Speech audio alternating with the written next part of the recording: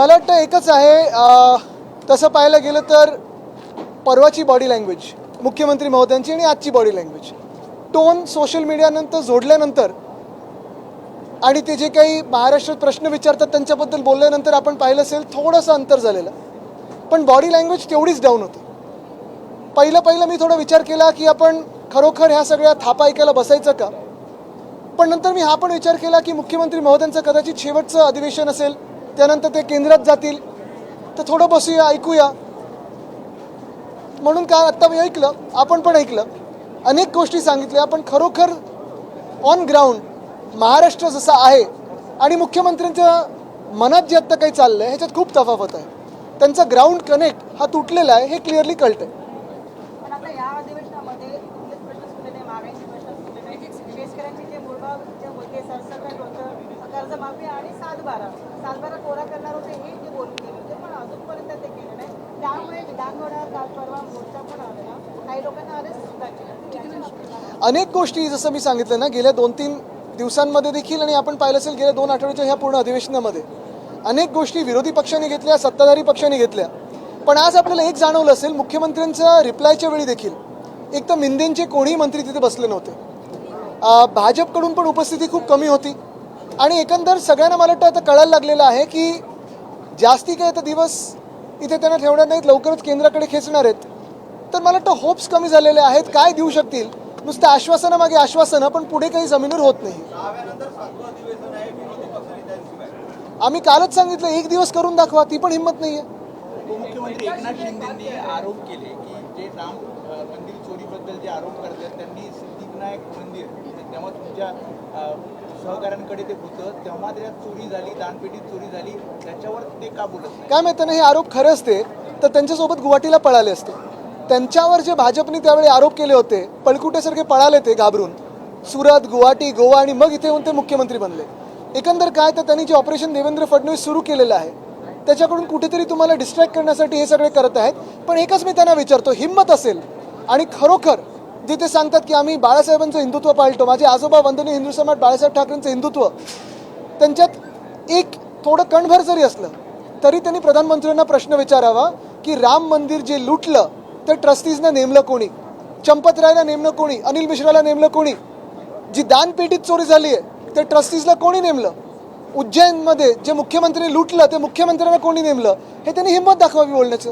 Operation Devendra तुम्ही म्हणताय, म्हणजे ह्या अधिवेशनामध्ये पुन्हा एकदा ऑपरेशन टायगर 3.0 अशी अरे बाकी सगळे ऑपरेशन करा, पण ऑपरेशन देवेंद्र फडणवीस आपल्या डोळ्यासमोर चाललेलं आहे. तुम्ही बॉडी लँग्वेज बघा, आजचं भाषण बघा आणि थोड्या दिवसानंतर तुम्ही जे मी बोलतोय ते खरेल तेव्हा बघाल. महाविकास आघाडीची या अख्ख्या अधिवेशनामध्ये एकी आम्हाला दिसली नाही, मात्र विधानसभेमध्ये आदित्य ठाकरे आणि भास्कर जाधवांनी सत्ताधाऱ्यांना सडोकी परत नाही सगळे होते, महाविकास आघाडी सगळी होती. काल पण 3-3:30 पर्यंत बोलत होते हे सगळे माझे आजूबाजूचे सहकारी.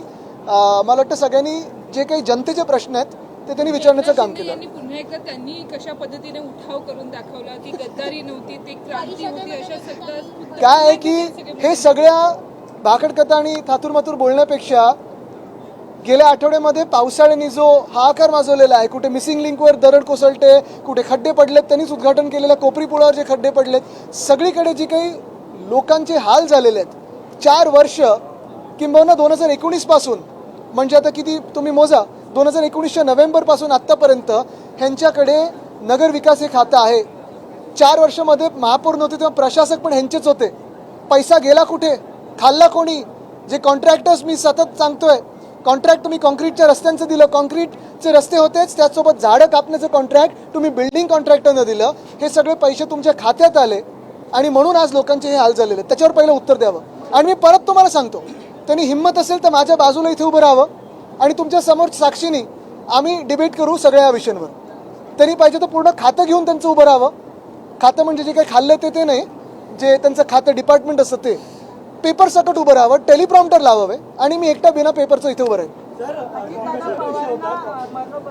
पद्मविभूषण पण घोषित करण्यात आलं आणि आपले काही सहकारी मित्र पण इथे येऊन गेले, पण मरणोपरांत दादांना जर हे पद्मविभूषण देतात हे त्यांना न्याय मिळाला काय गेल्या अधिवेशनापासून अजूनपर्यंत त्यांना न्याय मला वाटतं हा विषय थोडा सेन्सिटिव्ह आहे. आत्ता पण मुख्यमंत्री महोदयांनी त्याच्यावर आत्ता जे सांगितलं की इन्व्हेस्टिगेशन चालू आहे ते पूर्ण झाल्यानंतरच त्याच्यावर काही वक्तव्य करू शकतो. सर, कॉन्क्रिटीकरणाचा विषय होता. परवा आयुक्तांनी जी प्रेस घेतली त्यामुळे कॉन्क्रिटीकरण हे एकमेव कारण नाही आहे, खूप कारण आहेत. यावर तुम्हाला काय वाटतं? निश्चितपणे नक्कीच एकच कारण नाही आहे. दुसरं कारण हे आहे की ज्या महानगरपालिकेच्या मध्ये महापौर आत्ता बसलेत भाजपचे, त्याच महानगरपालिकेने बिल्डर कॉन्ट्रॅक्टरला हे ट्री ट्रिमिंगचं कॉन्ट्रॅक्ट दिलेलं आहे. आता गफलत बघा अशी आहे, भाजपचे सरकार आहे, कांदळवनं असतील किंवा जंगलं असतील उठसूट कापायला निघालेत, छाटणी नाही पूर्ण छाटून टाकायला निघालेत, पण छाटणी करायची जिथे ट्रिमिंग करायचं आहे तिथे काम केलेलं नाही आहे. मुख्यमंत्री ने अपने भाषण में ये भी कहा कि खबरें फैलाना, अफवाह फैलाना इस तरह का गुनाह है, हमारा जो गुनाह है. उनके मन में उनको सवाल पूछना गुनाह है. परसों जो उन्होंने कहा भाड़े के तत्ते की और क्या क्या कहा, यानी शब्दों का ऐसे इस्तेमाल किया,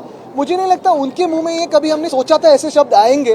पहले हमें लगा था कि वो सुसंस्कृत है, लेकिन धीरे धीरे जो असली कलर है या फ्रस्ट्रेशन है वो दिखने लगा.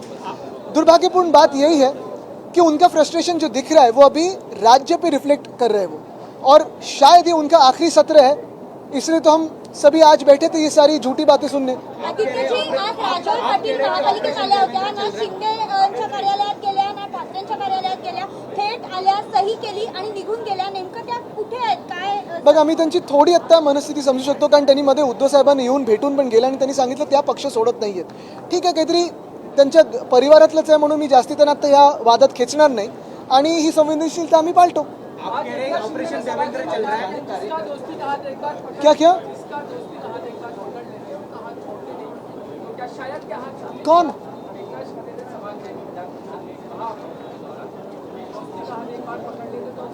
हाथ फिर कंधे फिर सर, अभी छोड़ दो ना, क्या क्या करते हो छोड़ दीजिए. उनके वो क्या, उनको क्या पकड़ना वो देखे. आपके ऑपरेशन देवेंद्र चल रहा है का आरोप लगाया. उन्होंने कहा कि देखिए, चोर ये एकनाथ शिंदे है, फेकनाथ मिंदे है. उन पे आरोप लगे जो सही थे, इसलिए वो भाग के गए सूरत, वहां से गए गुवाहाटी, फिर आए, और जैसे ही भाजपा को पता चलता है कि आप भ्रष्ट हो तो आपको मुख्यमंत्री उप मुख्यमंत्री बना देते हैं. वो तो दिख गया.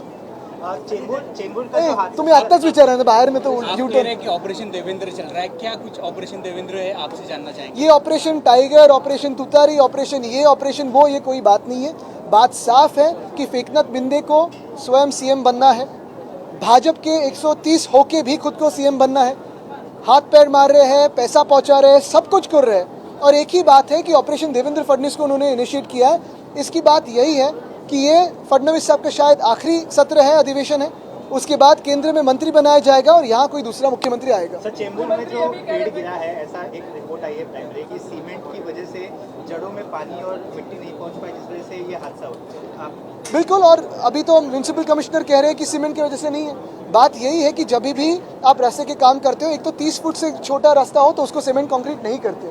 दूसरी बात यह है कि मुंबई में अगर आप देखें तो कंक्रीटीकरण ऐसे किया गया है, किसी कॉन्ट्रैक्टर ने, बहुत सारे ये लोग हैं जिन्होंने पूरे जो जड़ है पेड़ के वो ही कवर कर दिए. नॉर्मली मिट्टी के होने चाहिए या पोरस कंक्रीट होना चाहिए, फिर उसके बाद एसफॉल्ट का ही क्लियर होता है, फिर कंक्रीटीकरण होता है.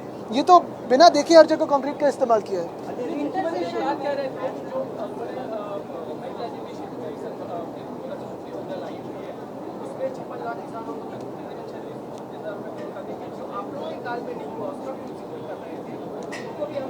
देखिए, आखिरी सत्र है, बाद में अभी दिल्ली में खींचे जाएंगे तो सारे झूठ माफ.